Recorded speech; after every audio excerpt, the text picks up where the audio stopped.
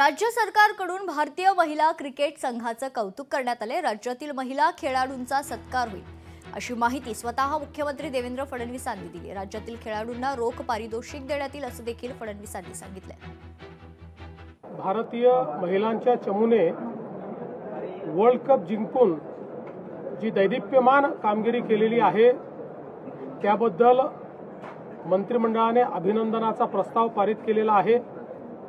त्याचप्रमाणे आपल्या महाराष्ट्रातल्या 3 खेळाडू ज्याच्यामध्ये स्मृती मानधना आहे, ज्याच्यामध्ये जेमिमा रॉड्रिग्स आहे, ज्याच्यामध्ये राधा यादव आहे, या तिन्ही खेळाडूंचा सत्कार हा राज्य सरकारच्या वतीने केला जाईल आणि आपल्या धोरणानुसार त्यांना कॅश प्राइज देखील त्या ठिकाणी दिलं जाईल आणि सर्व परीने त्यांनी जो काही या ठिकाणी भारताची मान उंच केलेली आहे त्या संदर्भात सर्व प्रकारे त्यांचा सन्मान करण्याचा निर्णय आज आपण घेतलेला आहे। लोकशाही मराठी ऐका, पहा, जागरूक रहा।